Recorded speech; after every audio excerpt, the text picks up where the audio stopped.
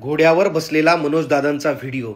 जणू हंबीर मामा रणांगणात उतरण्याच्या तयारीत आहेत. वाऱ्याची झुळूक अंगावर घेत दादा जसे घोड्यावर बसले होते तसंच काहीस महाराजांनी तोफाच्या आवाजात गडकोटांवर हिंदवी स्वराज्य उभारलं होतं. आज जणू मावळे पुन्हा एकदा जिवंत झालेत आणि त्यांच्या पुढे मनोजदादा, आधुनिक काळातील शिवबांचा सेनापती. त्या क्षणी असं वाटत होतं की जर इतिहास पुन्हा लिहायचा असेल तर ह्या चित्रानं सुरुवात व्हावी.